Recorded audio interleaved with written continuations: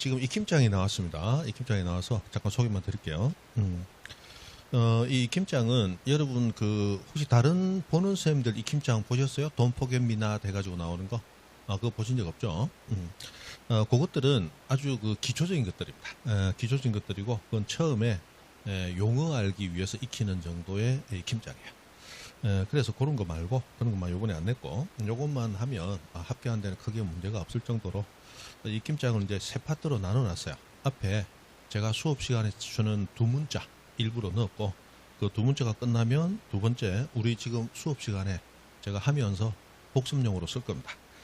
요 기출 지문들만 모아가지고, 그거 좀 편하게 풀 수 있도록 양자택일 문제로, 예를 들어 뭐 1개월이면 1개월이냐 6개월이냐 두 개를 딱 소개를 해놓고, 거기서 어떤 게 정답인지 머릿속으로 기억해서 풀어봐라, 이렇게 돼 있고, 여기 보시면 테마 1 이렇게 되어 있습니다. 이 테마 1은 나중에 3부에 들어가면 제가 1, 2월 달에 여러분에게 나눠드렸던 그 맞춰 넣는 거 미리 한번 보고, 줄친 부분에 구멍 뚫려 있는 거 빵꾸노트 보셨죠?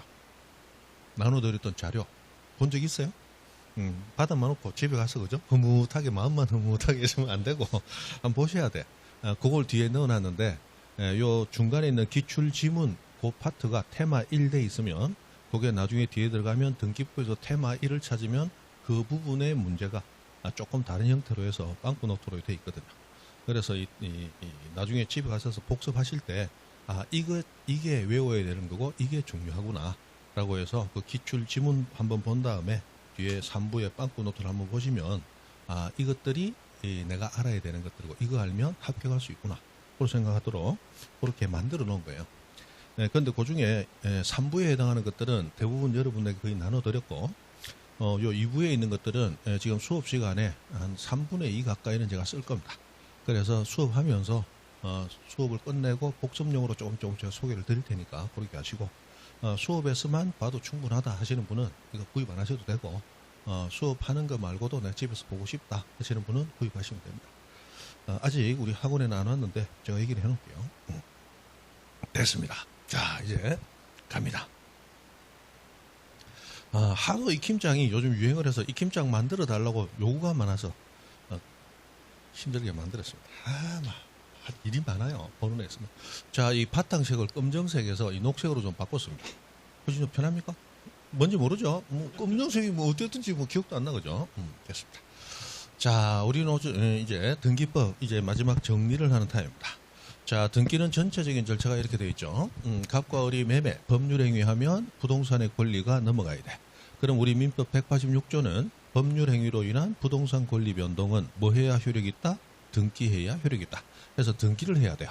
그럼 등기한다는 것은 등기부에 기재가 되는 거죠. 그럼 어떻게 신청하느냐? 당사자가 신청하라, 같이 신청하라, 등기법이 요구하는 서류 갖춰 신청하라. 그리고 당사자 신청의 예외로서 제3자 신청, 공동신청 예외로서 단독신청, 이 예외들이 굉장히 중요하다고 그랬죠. 자, 이렇게 신청하면 등기소에서 일단 받아놓습니다. 받아놓은 다음에 그 신청이 제대로 된 신청이냐 아니냐 심사를 해요. 심사를 거쳐서 문제 없으면 등기를 해줍니다. 문제 있으면 각하 왜 밑으로 등기를 안 해주죠. 그렇게 되어 있습니다. 자, 여기서 우리는 지금 어디까지 했느냐? 자, 이 등기를 실행하게 되면 어떤 등기를 하느냐? 어떤 등기 하느냐? 일단 각종 권리에 관한 등기를 해요. 그래서 소유권이 처음 생긴다, 보존 등기.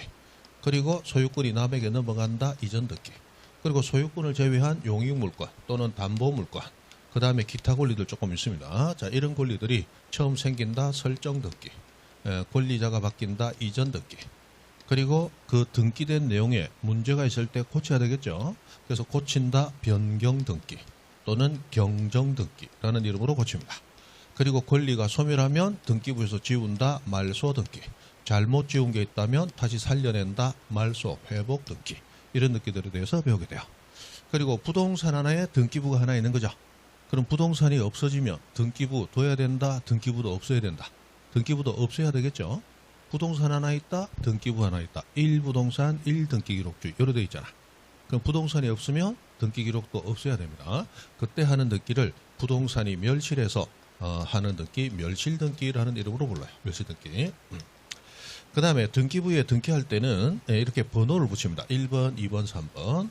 요렇게 1번, 2번, 3번, 10번, 100번 이런 식으로 번호가 하나가 붙는 등기. 이것이 주로 번호 붙이는 방식으로 한다라고 해서 주등기라는 이름으로 부릅니다. 주등기. 그런데 자, 3번 밑에 4번이 와야 되는데 갑자기 2-1 이렇게 오는 경우가 있어요. 자, 그러면 3번 후에 등기가 됐지만 요 등기는 4번 순위가 아니고 2번 순위를 따라가게 됩니다. 이렇게 번호가 여러 개 부가적으로 기입돼서 번호 형식을 뒤트는 등기를 부기등기라고 부릅니다. 그래서 주등기, 부기등기라는 이름의 등기들을 배우게 돼요. 그 다음에 등기부에 등기하면 권리 취득의 효력이 생긴다. 그게 민법 186조거든. 법률 행위로 인한 부동산 권리 변동은 뭐 해야 효력이 있다? 등기해야 효력이 있다. 이 말은 등기하면 효력이 생기는 거다. 이거 전제로 하는 거야. 그런데 권리에 관한 등기를 했지만 권리 변동의 효력이 생기지 아니하는 유일한 등기가 딱 하나 있습니다. 그것을 가등기라고 해요. 가등기.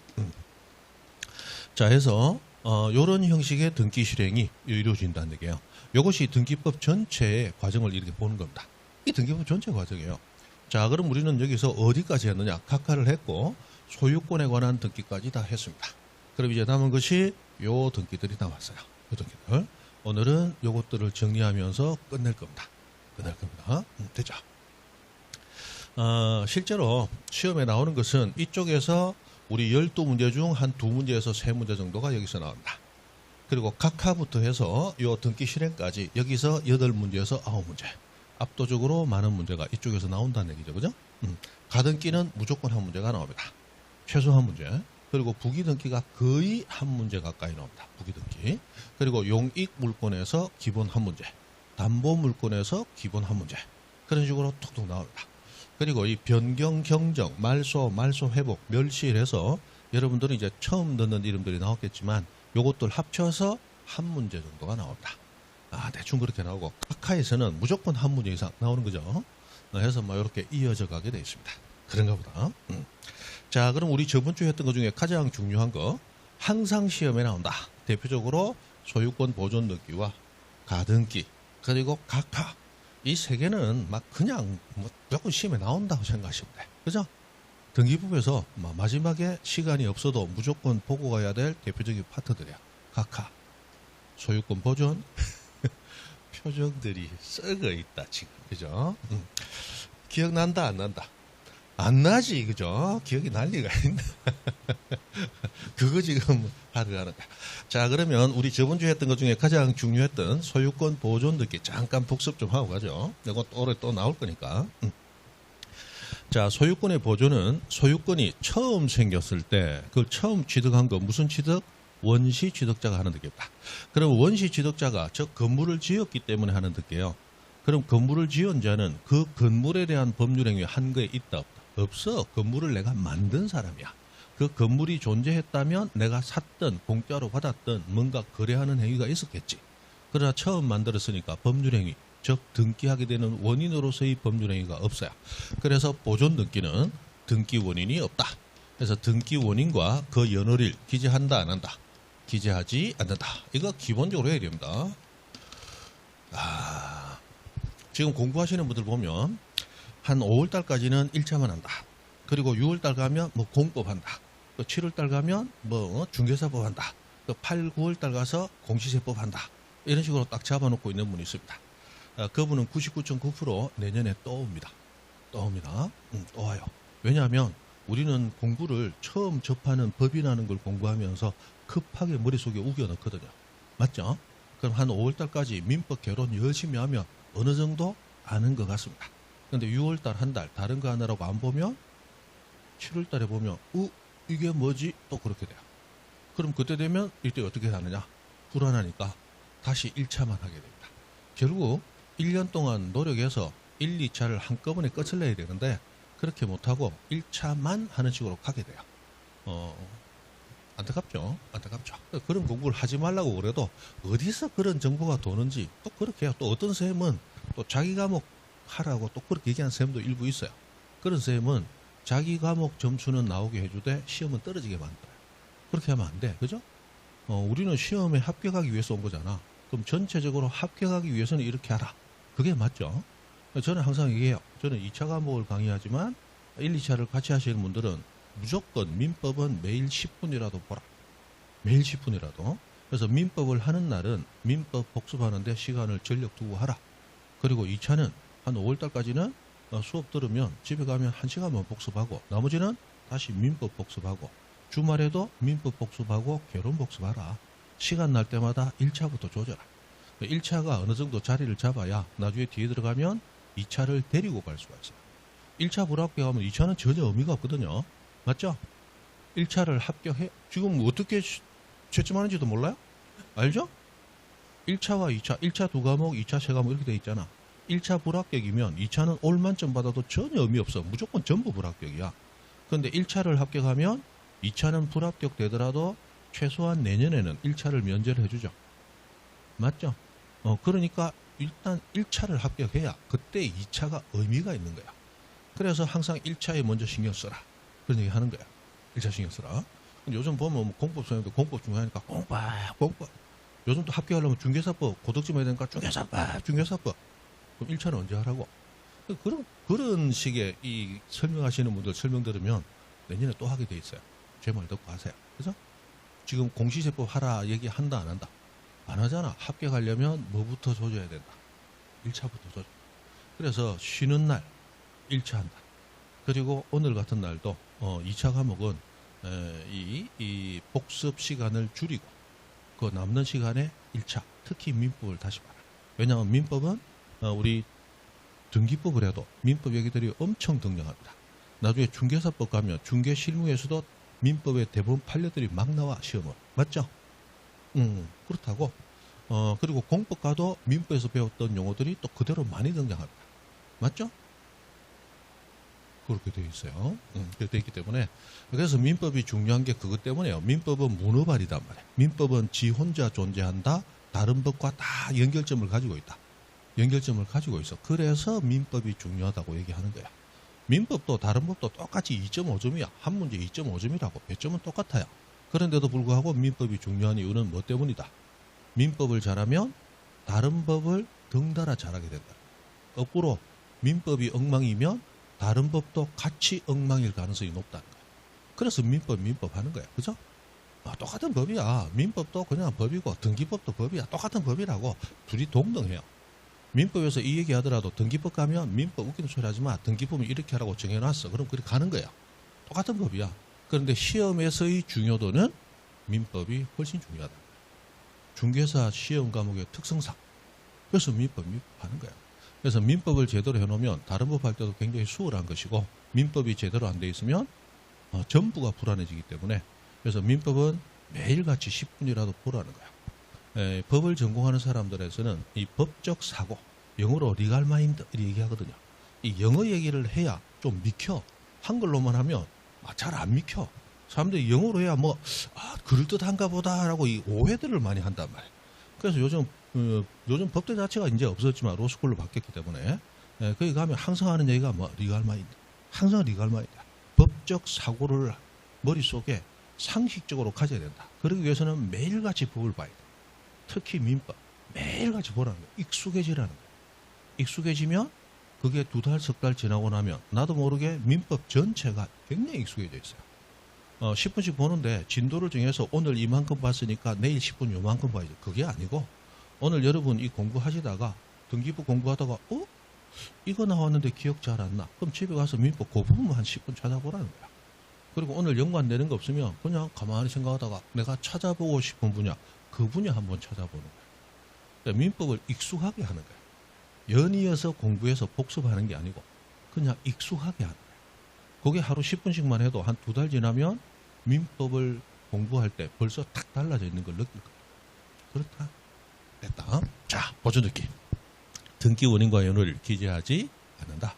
그리고 보존 느끼는 당연히 원시 취득자가 하니까 단독 신청한다. 그리고 보존 느끼는 최초로 하는 등기니까 등기부를 처음으로 만든다. 등기기록 개설한다. 그죠? 그 다음에 이 보존 등기는 신청할 수 있는 자가 법으로 딱 정해져 있다. 해서 대판수확 딱 4사람 정해져 있다. 대판수확. 자, 해서 대판수는 건물이나 토지나 모두 보존 등기 할 수 있는 데 반해서 확은 건물만 보존 등기 할 수 있는 경우의 수더라. 자, 대장 들고 와라. 판결 받아 와라. 수용이 있으면 보존 등기 할 수 있다. 대판수. 그 다음에 확인 받아도 보존 등기 가능하다. 해서 요 네 사람만 보존 등기 할 수 있습니다. 자, 여기서 대장에 등록되어 있는 사람 중 몇 번째 소유자? 최초 소유자로 등록된 자가 보존 등기 하는 것이다. 그런데 최초 소유자가 오다가 등기 신청 못하고 사망했어요. 그러면 그 등기는 그 상속인 또는 포괄 승계받은 자가 보존 등기 할 수 있죠. 그런데 이때 그 상속인 또는 포괄 승계인은 누구 명의로 보존 등기를 할 것인가? 누구 명의로? 자, 상속받은 자, 상속인 명의로 바로 보존 등기 하면 된다. 최초 소유자인 사망자 명의로 보존 등기 해야 된다. 누구 명의로? 상속받은 자 명의로. 맞죠? 아들 명의로 바로 보존 등기 하면 되는 거지. 돌아가신 부모님 명의로 하는 게 아니다. 사망자는 권리 가질 수 없다고 그랬죠? 사망자 명의로 등기하는 거 아니다 그랬어요. 그래서 바로 보존 등기 할 수 있다. 그 다음에 이 대장의 최초 소유자로 등록된 자가 보존 등기를 하는 것인데 대장의 소유자가 잘못 등록이 돼 있어요. 그럼 대장 가지고 보존 등기하기 불가능. 그때는 법원에 가서 판결 받아오라. 이 판결 받을 때 토지는 누구 상대로 판결 받아요? 국가. 건물은 누구 상대로 판결 받아요? 지자체장, 시장, 군수, 구청장. 맞죠? 이렇게 딱 나눠져 있다고 그랬어요. 토지는 우리가 지적법에서 배우다시피 지적국정주의. 토지는 국가가 관리한다. 그러면 대장에 토지 소유자가 잘못 등록되어 있다는 얘기는 누가 관리 잘못했다? 국가가. 그래서 국가 멱살을 붙잡고 내가 소유자임을 네가 인정해. 이렇게 판결 받아온 거야. 근데 건물은 국가가 관리한다. 지자체가 관리한다. 지자체가 관리하기 때문에 지자체장 상대로 멱살 잡고 건축물 대장 너 관리 잘못했으니까 네가 내가 소유자임을 인정해. 이렇게 딱 정해져서 판결받는 겁니다.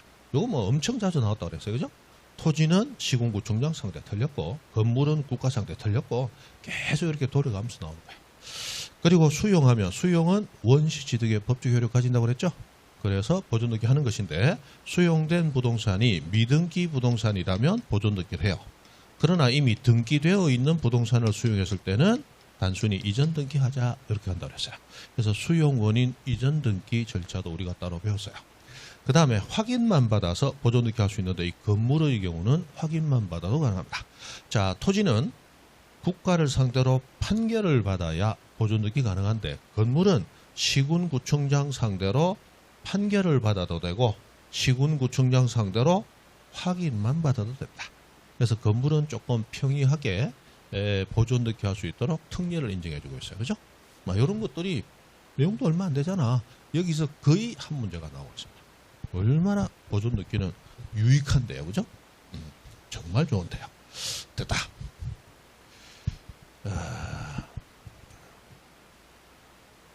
저번 주에 안 했는데 사기치는 거 아니야? 이런 얼굴로 듣고 있죠. 그죠? 자, 이런 것들 넘어가고 자, 오늘 이제 갑니다. 이제 소유권 이외의 권리하고 들어왔어요. 소유권 이외의 권리.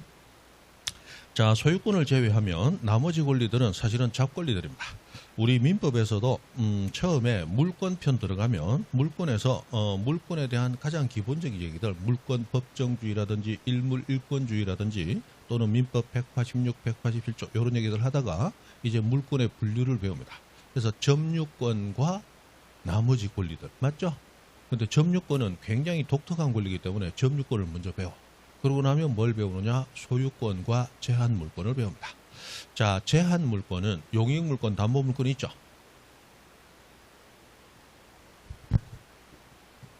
그죠? 물권은 딱 8개밖에 없어요. 물권은 딱 8개밖에 없다고. 물권 법정주의잖아. 물권은 법률로서 그 내용과 종류가 딱 한정되어 있단 말이에요. 그래서 점유권이 있고 소유권이 있고 나머지 제한물권이 있습니다. 자, 점유권은 아예 등기되는 권리가 아니기 때문에 민법에서나 배우고 등기법에서는 아예 다루는 대상이 아니에요. 소유권 배우는데 자, 제한물권은 제한합니다. 용익을 제한하고 담보 측면에서 처분을 제한하게 돼요. 자, 제한물권은 뭘 제한합니까? 소유권을 제한합니다. 그죠? 소유자만이 내 물건을 내가 쓸 수 있는 거야. 내 물건 남들이 마음대로 쓰면 돼요? 안 돼요? 안 되죠? 이거 이해 못하시는 분은 오늘 우리 집에 갔더니 우리 세종시에 있는 모든 거지들이 들어와서 안방 차지하고 쓰고 있더라. 그럼 돼? 안 돼? 안 되잖아. 내 걸 왜 네가 써? 나가 할 거 아니야. 그러니까 소유자만이 쓰는 거예요. 맞죠? 그리고 집 팔아먹고 싶어. 팔아먹고 싶어서 등기소 갔더니 벌써 옆에 있는 옆집 거지가 팔아먹었대. 그럼 돼, 안 돼? 안 되지. 나만이 팔아먹는 거야. 그래서 사용과 수익과 처분의 권능은 원래 소유자만이 가지는 거야. 이 세상 80억 인구 중에 나만이 사용, 수익하고 처분할 수 있는 거야. 그러나 내가 대가를 받고 5년간 전세권을 설정했다. 그럼 5년간은 내가 쓴다, 못 쓴다? 못 쓰잖아. 스스로 합의해서 내 권리에 제한을 받는 거야. 그죠? 그리고 나만이 팔아먹을 수 있지만 저당권을 설정해요. 은행에 돈을 빌리고 내 집을 저당권으로 담보 제공해요. 그러면 그 내 집은 나만이 팔 수 있었지만 이제 그 은행도 내가 돈을 갚지 않으면, 변제받지 못하면 법원 경매라는 수단을 통해서 내 물건을 내 의지와 상관없이 팔아먹을 수 있게 되죠. 그러면 나만이 팔 수 있었는데 타인도 팔 수 있네. 그럼 나는 권리가 확장되어 제한되는 거야. 내가 원하지 않아도 팔리더라. 이게 제한을 받는 거야. 맞죠? 그래서 예전에 우리 등기 권리자 의무자 할 때 한번 설명드렸잖아. 그래서 제한 물건이 만들어질 때마다 소유자는 제한을 받기 때문에 등기 의무자가 되는 것이고, 이런 권리가 소멸해서 말소될 때마다 소유자는 제한받던 걸 제한을 받지 않게 되기 때문에 등기 권리자가 된다. 그죠? 굉장히 기본적인 분류법이라고 했어요. 자, 그래서 제한 물권은 소유권을 제한한단 말이에요. 소유권을 제한합니다. 그래서 용익물권, 지상지역, 전세권, 그 다음에 담보물권으로서 유치질권, 저당권 이렇게 있는데, 유치권은 등기되는 권리 아니므로 등기부에서는 아예 나오지 않는다. 질권은 여러분이 민법에서 거의 안 배우죠. 근데 질권은 원래 동산을 목적으로 하기 때문에 부동산 거래를 중개하고자 하는 공인중개사 자격증 시험에는 안 나와요. 그죠? 그런데 이 질권이 동산만이 아니고 권리를 목적으로 하는 질권이 있습니다. 그 중에 유일하게 저당권으로 담보된 채권을 목적으로 하는 권리질권의 등기라는 게 유일하게 등기되는 게 있어요. 그것 때문에 등기부에서는 그냥 10몇 년에 한 번 정도 살짝 낼 때가 있습니다. 미친 인간들이 들어가서 우리 시험 범위와 전혀 관계가 없어야 되는데 문제 낼 때가 있어요. 그거는 그런가 보다. 넘어가면 되고, 저당권 시험에 자주 나오죠. 자, 이런 것들을 지금 배우러 가는데, 이 소유권 이외의 권리들에서는 시험에 자주 나오는 것이 필요적, 임의적 예상의 구분이에요. 그래서 필요적, 임의적, 요거 중요하다라는 거예요. 자, 필요적은 필요하다. 그래서 적어야 돼. 신청서에도 적고 등기부에도 적혀야 되는 사항이다. 그래서 이 필요적 기재사항은 등기 신청하는 신청인이 만약에 기재를 누락하면 등기 신청 자체를 각하 안 받아주게 됩니다. 반드시 적혀야 되는 게 필요적 기재사항이에요. 그런데 임의적 기재사항은 반드시 적혀야 된다. 있으면 적고 없으면 안 적는다. 있으면 적고 없으면 안 적는 것을 임의적 기재사항이라고 부릅니다. 그럼 필요적 기재사항 무조건 적혀야 돼요. 무조건 적혀야 돼요. 그런데 우리 앞에 등기법 총론 파트에서 신청 정보라는 걸 배울 때 필요적 기재사항이 거기 있습니다. 우리 이 필수에도 소개는 해놨어요. 소개는 해놨는데 거기서는 사실 안 하고 왔습니다. 이건 보지 마세요. 시험에 잘 안 나옵니다. 거기 배우는 필요적 기재사항이 제법 많은데, 그 필요적 기재사항은 이 권리든 저 권리든 상관없이 등기 신청할 때 공통적으로 일단 무조건 적어야 되는 필요적 기재사항. 그것이 신청서에서 배우는 필요적 기재사항인데, 그건 우리 시험에 거의 안 나옵니다. 그럼 시험에 나오는 필요적 기재사항은 뭐냐? 공통적인 거 말고, 자, 지상권은 타인의 토지를 빌려서 건물, 수목, 공작물 소유 목적으로 빌리는 거죠. 지역권은 건물이나 공작물 소유 목적이 아니고 통행 목적이나 인수 용수 목적으로 빌리는 거죠. 그리고 전세권은 토지만 빌린다, 건물도 빌릴 수 있다. 토지 건물을 빌려서 그 용도대로 사용 수익하는 거야. 그래서 서로 간에 이 권리의 속성이 조금 달라. 속성이 다르기 때문에 그 속성에 따라서 자, 별도로 플러스 알파 이 권리는 요것을 필요적으로 더 적어줘야 됩니다. 라고 하는 이 추가적인 필요적 기재사항이 여기 소개되는 거야. 요게 이제 우리 시험에 자주 나오는 거야. 요거 외우셔야 돼. 임의적 기재사항은 무조건 적는다. 있으면 적고 없으면 안 적는다. 있으면 적고 없으면 안 적는다. 그죠? 그렇게 차이가 있는 거예요. 그래서 필요적 기재사항 하고 나왔는데, 자, 여기서 지상권, 지역권, 전세권, 임차권 네 가지는 타인의 부동산을 빌려서 쓰는 권리입니다. 이 빌려서 쓰는 권리들은 일물 일권주의 딱 지킨다 예외로서 부동산 일부에도 성립이 가능하다. 부동산 일부에도 성립이 가능하다 그랬죠. 그래서 지상권, 지역권, 전세권, 임차권은 적을 때 범위를 반드시 적어야 돼요. 그래서 범위를 적는다는 얘기는 예를 들어 토지라면 토지 전부를 빌리느냐 일부를 빌리느냐 요거 적으라는 거야. 그리고 일부를 빌릴 때는 기본적으로 그 일부를 표시한 도면을 같이 첨부하라 이렇게 되어 있다. 그래서 밑에 보면 지상권, 지역권, 전세권, 임차권, 부동산 일부에 대한 것일 때는 그 부분을 표시한 뭐 첨부한다? 도면을 첨부한다. 요것도 같이 외워두셔야 돼요. 다 이제 중요한 얘기들입니다. 중요한 얘기들. 자, 소유권은 토지 일부만 소유권 취득하고 싶습니다. 토지 일부인 상태로 소유권 취득돼요? 안 돼요? 안 됩니다. 저당권 설정하려고 하는데 토지 일부만 저당권 설정하고 싶어요. 돼요? 안 돼요? 안 돼. 네, 되는 것은 지상권, 지역권, 전세권, 조건, 지지, 전, 임 4개뿐입니다. 그죠? 그래서 범위를 적는다. 그리고 지상권 목적 적어라, 지역권 목적 적어라, 전세권, 전세금 적어라, 임차권, 차임 적어라. 이게 필요적이라는 거야. 그래서 좀 외우시면 좋죠. 지상권은 목범, 목적과 범위. 지역권은 목범, 요역지, 목범요. 지역권은 목범요. 지역권은 목범요.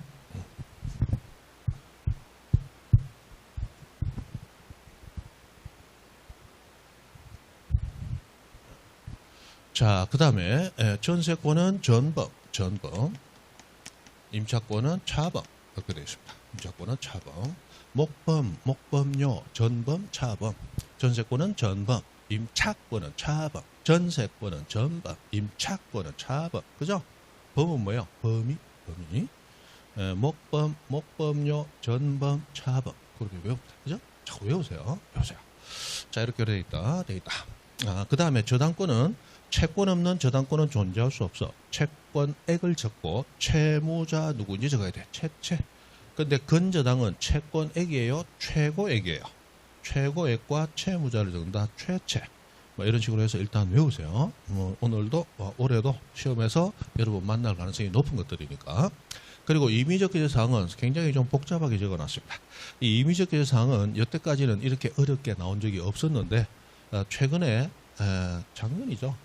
지역권 관련해서 더럽게 어렵게 내버려서 이 더러운 놈들이 막 틀리라고 냈지만 그런데 요번에 나온 거기 때문에 소개를 했어요. 그러나 이렇게까지 깊이 하시지 말고 임의적 기재사항은 일단 기본적으로 5가지를 먼저 외운다. 자, 임의적 기재사항 5가지. 뭘 외우느냐? 특, 약, 기지보 해서 5가지. 특, 약, 기지보. 자, 특약, 약, 약정, 기간, 지료, 보증금. 이 5가지는 임의적 기재사항입니다. 임의적 기재사항, 특, 약, 기지보. 자, 특약, 특별히 맺은 약정입니다. 그럼 이 약정, 특약은 반드시 해야 될까요? 필요하면 하고 필요 없으면 안 할까요? 필요하면 하고 필요 없으면 안 하는 거야. 했다면 적어라. 특약이 있다면 적어라. 없다면 적지 마라. 약정도 약속으로 정했다. 약속으로 정한 거 있습니다. 적어. 약속으로 혹시 정한 거 없어요? 없어요. 그럼 적지 마. 없는 걸 어떻게 적어? 그 다음에 기간, 각종 기간, 전세권의 존속기간, 임차권의 존속기간, 지상권의 존속기간, 환매기간. 이렇게 기간자가 붙으면 다 임의적이라는 거야. 됩니까? 적는 게 중요한 게 아니고 듣는 게 중요하다고 항상 얘기하죠. 열심히 적어놓고 나중에 가면 시험에 똑 틀리고 온다. 왜? 안 들었기 때문에. 나중에 시험에는 어떻게 나와요? 이렇게 나옵니다. 환매 특약은 필요적인가 임의적인가 하면 환매 특약이 특약자 붙었잖아. 그럼 임의적이라는 거야.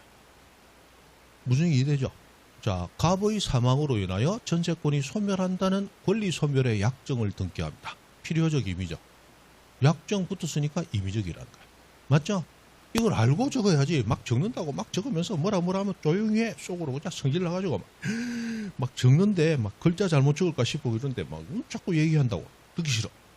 안 들으면 적어봐야 아무 의미가 없는 거야. 그죠? 그 기간 나온 거. 자, 전세권의 존속기간. 필요적, 임의적. 생각할 이유가 없는 거야. 기간 붙으면 임의적이라는 거야. 환매의 기간. 임의적.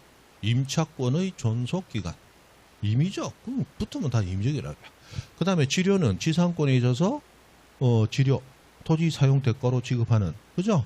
금전 기타 대체물, 그게 지료라는 거야. 지료, 지상권의 지료는 지상권의 성립 요소이다 아니다. 민법에서 배우잖아. 지료는 지상권의 성립 요소이다 아니다. 아니죠. 이 말은 지상권 성립하기 위해서 지료는 반드시 지급해야 된다. 지급 안 할 수도 있다. 안 할 수도 있잖아. 그럼 지료는 지급했을 때만 적으면 되는 거야. 임의적이지. 맞죠? 임차 보증금 반드시 지급해야 돼요. 월세만 잔뜩 줄 수도 있어요. 차임만 잔뜩 주고 보증금 없는 임차권도 있잖아.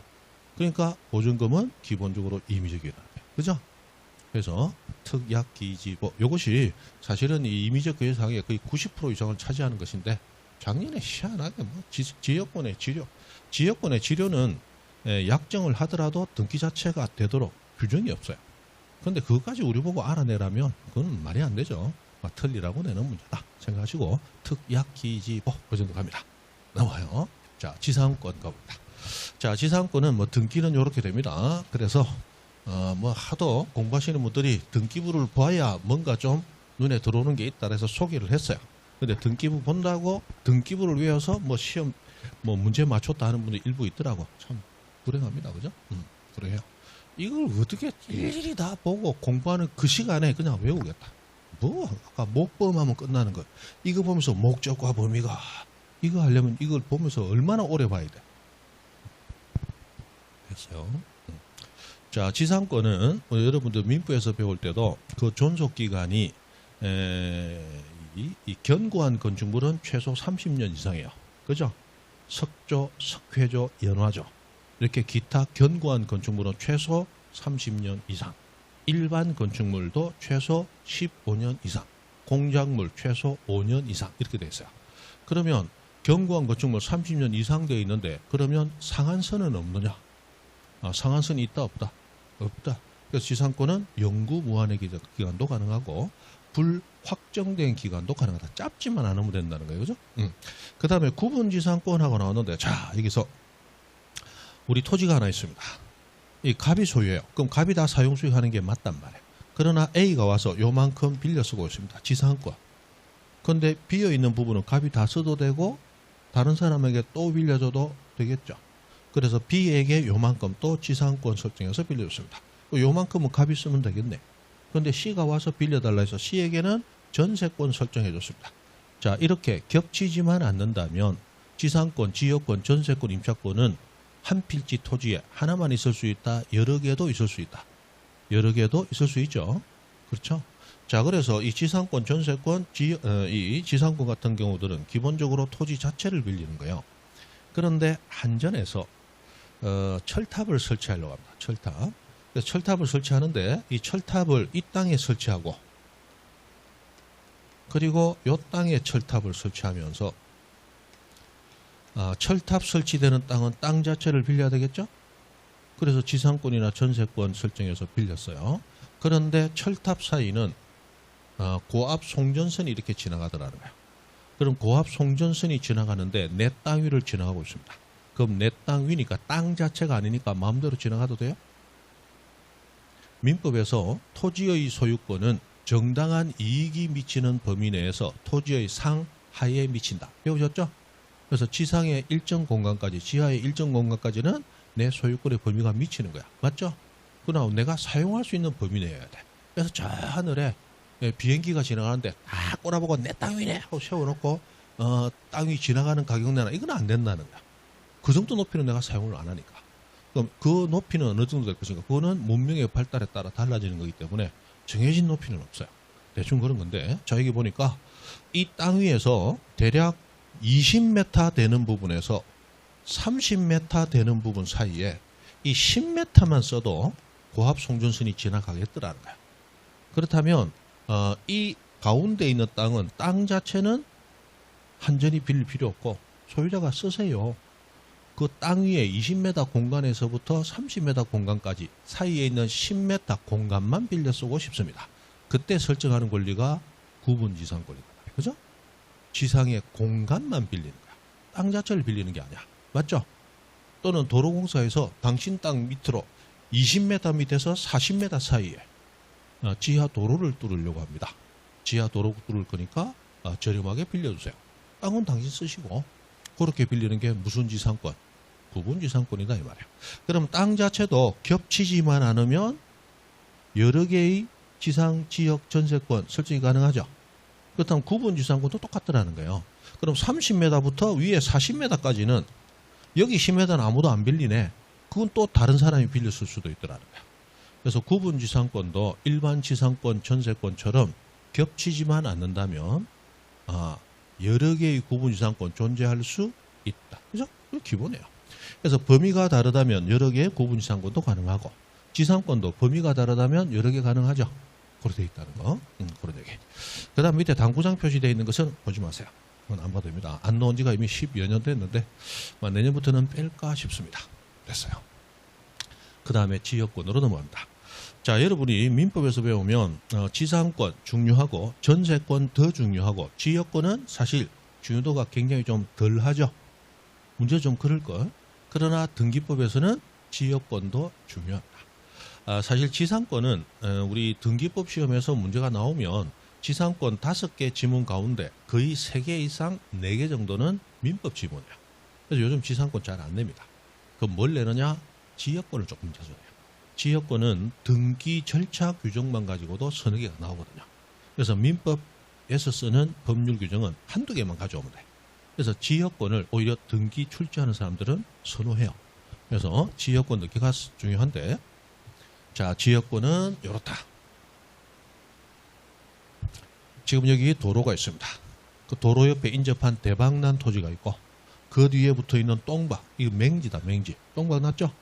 자, 그러면 이 토지는 도로에 진출입할 수 있는 통로가 없다면 토지를 사용 불가능해져. 그죠? 그래서 토지의 가치를 높이려면 통행로를 확보해야 되는 거야. 그럼 앞 토지를 사면 돼. 비싸서 안 돼. 빌리면 돼. 전세권. 전세권은 나만 써. 돈 많이 달라 그래. 그래서 어떻게 해요? 소유자도 쓰시고 나도 쓰고 같이 좀 씁시다. 그게 무슨 권리예요? 지역권. 지역권은 배타성이 있다 없다? 배타성이 없잖아. 배타성이 뭐예요? 타인을 배척하고 나만 쓰는 게 배타성이야. 근데 지역권은 배타성이 있다 없다? 없단 말이야. 같이 쓰자는 거야. 가장 저렴하고 어떨 때는 그냥도 빌릴 수 있겠지. 그래서 지역권 설정해서 요만큼을 통행로로 설정하는 거야. 그럼 통행로를 승인한 토지 승역지, 통행로를 요구하는 토지 요역지. 그래서 지역권은 반드시 2필지 이상이 등장을 해야 돼요. 맞죠? 자, 그런데 문제는 이 승역지와 요역지를 비교하니까 승역지는 세종시에 있어. 세종시에. 요역지는 천안시가 붙어 있죠? 옆에 천안시가 있어요. 그죠? 오늘 오다 보니까 세종시에 이 동네 이름들이 참 예뻐요. 보다 보면 여기 나성동도 이쁜데 나성동 오기 전에 나정동, 대성고등학교 참 이름들이 이쁘네. 그죠? 느꼈어요. 2개만 이쁜지 모르겠지만 제가 예전에 저 밑에 수업할 때 울산에 가니까 무슨 동이냐면 야음동이 있어.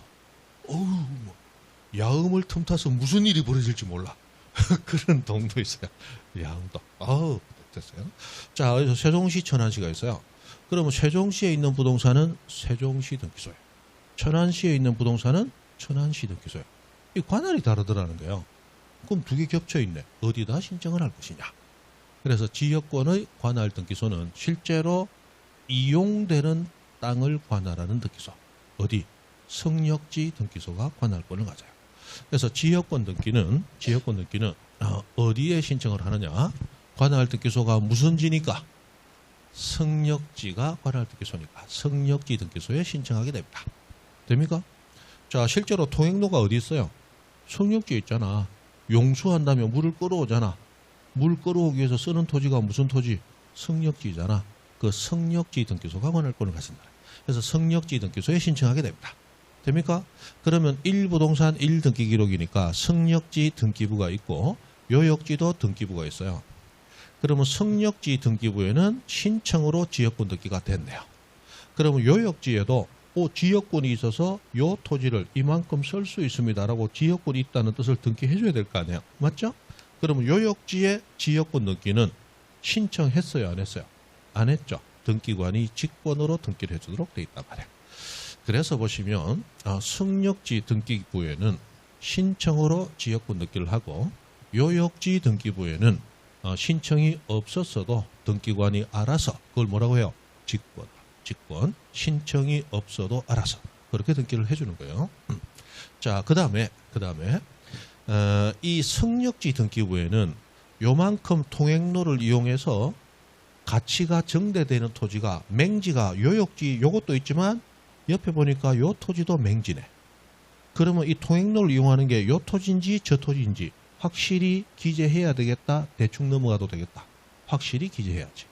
그래서 성역지 등기부에는 요역지를 표시를 해줘요. 됩니까? 그러면 요역지 등기부에도 만약에 이 성역지 소유자가 통행로 개설에 반대를 하게 되면 그러면 이 사람은 옆 토지 일부 요렇게 통행로 개설하고 그 앞에 토지 일부 통행로 개설해서 성역지가 두 필지가 되면 통행로가 생길 수 있겠죠. 그렇다면 실제로 통행로가 개설된 성역지는 이 토지인가 저 토지인가 그거 정확히 해줘야 된다. 그래서 요역지 등기부 보면 성역지를 표시해서 서로 간에 저 토지가 요역지입니다. 저 토지가 성역지입니다. 라고 알 수 있도록 해준다는 거예요. 그죠? 그래서 기본적으로 민법에서는 전혀 배우지 않는 게 벌써 3개가 나왔잖아. 뭐가 나와요? 관할 등기소는 성역지, 실제로 이용되는 토지. 맞죠? 그리고 이 성역지 등기부는 신청으로 지역권 등기가 되는 반면에 요역지 등기부는 직권으로 등기가 돼. 요역지 등기부는 성역지를 표시하고 성역지 등기부는 요역지를 표시하고 이런 것만 해도 벌써 이 지역권에 관련한 문제가 이렇게 몇 개 만들어지기 때문에 유명하겠죠. 그리고 이 성역지 등기부에 지역권 등기, 변경 등기, 말소 등기가 될 때마다 그러면 그것도 요역지 등기부에도 반영을 해줘야 될 거 아니야. 맞죠? 신청해야 반영해요? 직권으로 반영해요? 요역지 등기부는 직권으로 등기하니까 요역지 등기부에 하는 등기는 다 직권으로 해주는 거예요. 이거까지 하면 뭐 문제 4개가 나오잖아. 그죠? 자주 나온다. 자, 그러나 지상권, 지역권, 전세권 중에 가장 중요한 것은 단연 전세권입니다. 지상권과 지역권을 합친 수만큼 거의 전세권이 나온다. 그래서 3개지만 전세권이 가장 중요하다. 왜? 가장 자주 나오니까. 맞죠? 가장 자주 나오니까 중요해요. 그럼 전세권, 자, 지상권과 지역권은 대상 부동산이 토지만 해당합니다. 지상권, 지역권은 앞에 지자가 무슨 지자예요? 땅 지자잖아. 그래서 땅만 빌리는 권리다 이 말이야. 그런데 건물도 빌리고 싶어요. 용익물권을 이용해서. 용익물권 3개밖에 없잖아. 지상, 지역, 전세권. 그중에 건물도 빌리거나 토지도 빌리거나 2개를 모두 빌릴 수 있는 용익물권은 뭐뿐이다? 전세권뿐입니다. 자, 그래서 전세권 요렇게 되는데 뭐 그런가 보다 한번 보시고 넘어갑니다. 가서 자, 전세권 등기합니다. 자, 전세권도 부동산 일부에 성립된다면 아까 찌찌전임 부동산 일부에 가능하고 일부에 성립될 때는 도면 첨부한다고 그랬죠. 그런데 그 도면은 어떤 도면을 첨부하느냐? 빌린 부분을 표시한 도면을 첨부합니다. 그래야 아까 한 필지 토지에는 전세권이 하나만 있을 수 있어요? 여러 개도 있을 수 있어요? 여러 개도 있을 수 있죠. 그런데 전세권으로 토지를 빌린 자는 그 빌린 전세권자만 토지를 써야지 소유자도 그 부분을 같이 쓴다 못 쓴다? 못 쓴다. 배타성을 가진다. 맞죠? 그런데 전세권이 토지 하나에 2개가 설정되어 있네. 그럼 그 2개 전세권은 겹치는 부분이 있으면 돼요? 안 돼요? 안 되죠. 그래서 일부의 권리를 설정할 때는 그 일부가 어딘지를 표시한 도면을 첨부해서 신청해야 됩니다. 그럼 다음에 나머지 일부에 대해서 등기 신청할 때도 그 부분을 표시한 도면을 첨부하게 되는데 등기관이 보니까 겹쳐. 그러면 등기 받아줘요? 안 받아주는 거야? 안 받아주는 거야. 그래서 반드시 그 부분을 표시한 도면을 첨부하는 거야. 그래서 그냥 도면이 아니고 표시한 도면. 어디를 얼마만큼 빌렸는지 알 수 있는 도면을 첨부하는 거야. 되죠? 도면 첨부 목적이 그거단 말이야. 그래서 이런 예외가 나옵니다. 자, 옛날에 이게 잘 안 나왔고 그래서 막 재미삼아 하던 얘기인데 여기 몇 년 전에 한번 나왔습니다. 앞으로 나올 가능성이 있죠. 자, 건물이 있는데 특정 층의 전부를 빌렸어요. 자, 그럼 우리 주택을 짓는데 내가 3층짜리 주택을 지었다라고 가정해 봅니다. 그럼 3층짜리 주택이면 건물이 3개인 거예요? 3층짜리 주택 건물 1개인 거야? 3층짜리 1개인 거야. 그죠? 그래서 이렇게 지었는데 살다 보니까 잘못 생각했다는 걸 느낍니다. 왜? 젊을 때는 뛰어 올라갔다가 뛰어 내려오는데 나이 드니까 이제 한번 올라가면 내려가기 싫고, 맞죠? 내려가면 올라가기 싫어. 그래서 자, 여기 주인집이 살고 2층 집은 아들 내외 살아라고 3층 집을 독채로 전세를 주거나, 아들은 3층에 살고 2층만 독채로 전세를 주는 거야. 2층 독채 전세. 무슨 얘기 아시죠? 자, 그러면 2층 전부를 전세권 목적으로 빌려줬지만 2층 전부는 3층 건물의 전부 다 일부다. 일부잖아. 그래서 특정 층의 전부는 그 특정 층의 전부일 뿐이지 건물의 일부에 불과해요. 그러나 건물의 일부이지만 이때는 도면 첨부할 필요가 없다는 거예요. 됩니까? 그러면 건물을 빌리는데 범위는 해놓고, 범위는 전부 다 일부다. 전부 다 일부다. 일부죠. 전부 아니다. 일부다 적는데 그 일부를 어떻게 적느냐? 3층 주택 중 2층 전부 이렇게 붙는 거야. 2층 전부. 이렇게 적는 순간 우리는 이 단어를 보면서 도면이 있어야 어디를 얼마만큼 빌렸는지 알 수 있습니까? 도면 없어도 알 수 있습니까? 도면 없어도 알 수 있죠. 그래서 이때는 도면 첨부할 필요가 없다. 일부이지만 도면 첨부할 필요가 없다는 거야. 옛날에 이거 이제 재미로 하던 얘기예요. 그런데 이것을 문제로 한번 냈습니다. 한 번씩 좀 미친놈들이 들어가기 때문에 그죠? 그럼 사실은 일부지만 도면 첨부하지 아니하는 게 하나 더 있습니다. 그게 구분지상권이에요. 구분지상권은 아까 20m에서 30m 빌려 쓰고 30에서 40m 빌려 쓰고 빌려 쓸 수 있죠. 그러나 우리나라 도면은 평면도예요. 위에서 내려다보는 거기 때문에 이 높낮이에서 얼마씩 이걸 도면에 표현할 수가 없어요. 그래서 구분지상권도 항상 일부를 빌리지만 도면 첨부하지 않습니다. 그래서 일부이지만 도면 첨부하지 않는 게 사실 이 두 개밖에 없는데 한 개는 나왔고 한 개는 사실 나올 가능성이 거의 없죠. 그러나 또 언제 또 미친놈이 들어갈지 알 수는 없다. 대충 한번 얘기만 드립니다. 됐다. 두 번째. 요즘 요게 이제 조금 각광받았어요. 왜냐하면 이 뭐라고 합니까? 이 법률 행위 자체는 예전에도 가능했지만 이것을 등기할 수 있다는 규정이 없었어요. 그래서 등기법상 등기 가능한 것은 등기할 수 있다는 규정이 있어야 등기 가능합니다. 그래서 등기는 법정 사항의 등기라고 해서 법이 정한 사항만 등기하는 거지, 법이 등기할 수 있다고 정하지 않은 건 등기를 인정을 안 해줍니다. 그래서 요 법률 규정으로 등기할 수 있다는 규정이 없었기 때문에 등기가 불가능했는데 약 10년쯤 전에 요 등기할 수 있다는 규정이 새로 생김으로써 비로소 등기가 가능해져요. 그래서 한 10년쯤 전에 새로 들어왔단 말이에요. 새로 들어왔으니까 요거 중요하다. 그래서 자주 내고 있습니다. 여러분 10년 생각하면 강산이 변하는 시기니까 굉장히 오래된 거죠. 근데 법에서는 10년이면 굉장히 가까운 거예요. 요즘 또 전산화가 돼가지고 컴퓨터가 등장해서 지금 여러분은 전달에 나온 대법원 판례도 지금 미국에서 한번 배울 수 있을 거야. 그러나 제가 이 법 공부하던 예전 시절에는 전산화가 없단 말이에요. 그래서 그때 우리 책에 나오는 판례들이 어떤 판례들이냐면 일제시대 때 조선 고등법원 판례 이런 거 배우고 저 유럽에 우리나라 법이 독일법 뺏겼거든요. 그래서 독일 제국주의 법원 판례에서 히틀러 시대 나치 시대 때 판례 그런 거 배웠다. 우리 그런 거 배웠다고. 그 10년 전에 판례 이런 건 없어. 그런 거 없다고.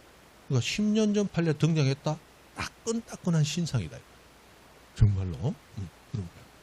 요즘은 제가 엄청 좋아졌죠. 옛날에는 그랬어요. 참 불행하게 공부했죠. 그랬었어요. 자, 해서 전세금 반환채권 일부 양도에 따른 전세권 일부 전등기 하고 나왔는데 여기서 자, 전세권은 용익물권입니다. 그런데 전세권은 담보물권적 성격도 가집니다. 왜 담보물권적 성격을 인정하느냐? 전세금이라고 하는 목돈을 맡기고 전세로 빌렸었죠. 그럼 물건을 돌려줄 때는 전세금이라는 목돈을 반환받을 수 있는 게 확정적으로 보장이 되어야 그 큰 돈을 주고 빌렸을 수 있을 거 아니냐. 그래서 이 전세권은 전 세계에서 우리나라밖에 없는 유일한 권리라고 그러죠. 그래서 이 용익물권이면서 동시에 담보물권적 기능을 인정해서 네가 그 전세금을 반환하지 않는다면 그럼 전세권이 마치 무성권처럼 저당권처럼 기능을 해서 그 전세 대상 목적물을 법은 경매로 넘기는 거예요. 그래서 저당권자가 받아가는 것처럼 후순위보다 우선 면제 받을 수 있는, 맞죠? 그래서 전세권이지만 마치 저당권 같은 기능도 인정을 해줍니다. 문제는 이 저당권 같이 경매 신청하고 우선 면제받을 수 있는 그 권능은 내가 전세 살고 있는 동안, 즉 전세금 반환 청구를 할 수 없는 아직 전세권, 용익물권이 살아있는 동안은 담보물권으로서의 전세권은 기능할 필요가 있다 없다? 기능할 필요가 없어요. 그래서 담보물권으로서의 전세권은 언제부터 기능이 가능하냐? 용익물권으로서의 전세권이 당연히 소멸하고 나서 그때부터 전세금 반환 청구할 수 있어요. 맞죠? 그때부터 이 기능을 하는 거야. 그럼 여기 나오는 전세금 반환 채권 일부 양도에 따른 전세권 일부주의등록에 이 전세권은 담보물권으로서의 전세권을 얘기합니다.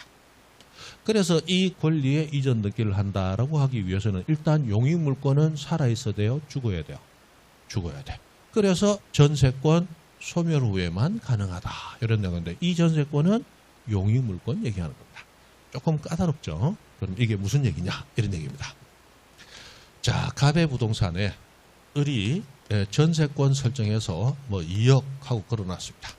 자, 그런데 병이 을에게 빌려준 돈 5천만 원이 있었어. 5천만 원. 그래서 5천만 원 갚아라 라고 찾아왔습니다. 그러니까 을이 미안하다. 지금은 없다. 어디 갔는데 돈 안 갚고 전세금 2억 달라고 해서 너 5천만 원 보태서 줬다.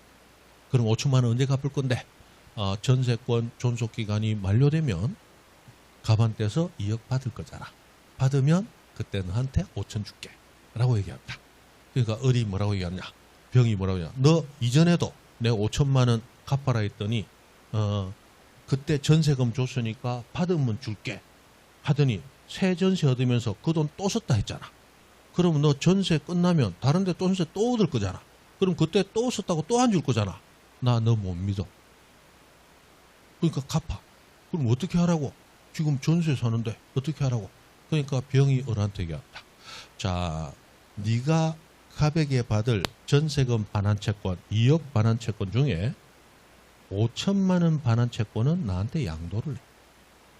그러면 채권 양도를 받아서 나는 못 믿을 너에게 5천만 원 달라고 하지 않고 다이렉트로 누구에게? 가백에 5천만 원 달라고 할 거야. 됩니까? 그래서 전세금 반환채권, 저기서 을이 가지는 전세금 반환채권 2억 중 일부 얼마? 5천만 원을 5천만 원 채권을 양도함으로써 됩니까? 거기에 따라 전세권 일부 이전이 이루어지더라고요. 그러면 을에게 5천만 원 채권을 양도해요. 그러면 이제 병은 을이 가백에 받을 채권을 양도받았으니까 병이 가백에 채권 주장하면 되겠죠. 문제는 뭐가 있느냐? 자, 을은 이제 남은 1억 5천이 있어요. 을이 가백에 1억 5천 줘 했는데 갑이 안 갚으면 그럼 을은 어쩌면 돼요? 이제 전세권이 담보물권적 기능을 가지니까 용익물권 소멸했으니까 그러면 경매 신청해서 우선 면제권 행사해서 받아가면 되겠죠. 그런데 병은 지금 채권만 양도받아 버리면 그러면 채권 행사했는데 갑이 배째 못 줘 하면 바로 경매 신청 가능해요? 불가능해요? 불가능하지. 맞죠? 왜? 채권만 가졌으니까. 돈 빌려주고 채권 가진 사람은 바로 경매 신청 안 돼. 법원에 확정 판결 받아서 우회해야만 경매 신청이 가능한 거야. 그래서 병은 을에게 뭘 요구하느냐? 채권만 양도하지 말고 네가 가지는 전세권도 일부 이전해줘. 됩니까? 그럼 나도 갑이 돈 안 갚으면 바로 경매 신청해서 돈 받아갈 수 있잖아. 이해돼요? 그래서 채권 양도받으면서 전세권도 일부 이전 받겠다는 거야. 그러면 병은 전세권 일부 이전 받아서 그날 저녁에 베개하고 이불 들고 와서 을 같이 살자. 나 전세권 일부 있잖아. 이거 하려고 전세권 받은 거예요? 돈 안 갚으면 경매 넘기려고 받은 거야. 돈 안 갚으면 경매 넘기려고. 즉 용익물권을 넘겨받은 게 아니고 담보물권적 기능을 넘겨받는 거다. 맞죠? 그럼 담보물권적 기능이 이 효력을 발휘하려면 용익물권은 이미 죽어야 된다 그죠? 그래서 반드시 전세권 소멸 후에만 가능하다는 거예요. 그래서 전세권 소멸 사유가 두 개가 나와요. 존속기간이 만료되면 전세권 소멸했겠죠. 또는 존속기간 만료 전이더라면 그때는 전세권이 소멸했음을 뭐 해야 돼? 증명해야 돼. 그래서 전세권 가면 전세권자가 전세 특정물을 용도에 따라 사용 수익하지 않는다면 전세권 설정자가 전세권 소멸 통보할 수 있죠. 일방적으로 전세권 소멸시킬 수 있잖아. 그래서 이런 사유가 있어서 아직 전세권 존속기간 중이지만 소멸되었습니다라는 걸 증명한다면 이 등기가 가능하다는 거야. 그러면 용의물건이 살아있는 동안은 가능 불가능? 불가능하다는 얘기. 그죠? 그 다음에 자 전세권 일부 이전하는데 그냥 권리 일부 이전하면 그러니까 실제로 넘겨맞는 금액이 얼마인가? 양도액을 반드시 기록하자. 양도액 기록하자. 그 다음 나중에 가면 배웁니다. 우리 권리의 이전 등기를 할 때 소유권 이전만 주등기로 해요. 소유권 이전만 주등기로 해요. 나머지 권리 이전은 전부 부기등기로 합니다. 그러면 전세권 전부 이전이든 전세권 일부 이전이든 이거 소유권 이전이 아니죠. 그럼 무슨 등기로 해요? 다 부기등기로 하죠. 지상권 이전, 지역권 이전, 전세권, 저당권 이전 전부 임차권 이전 다 부기등기로 합니다. 그래서 무슨 등기로 한다? 부기등기로 해요. 그래서 우리 등기부에서 전세권의 일부 이전 이렇게 나오면 전세권 소멸 후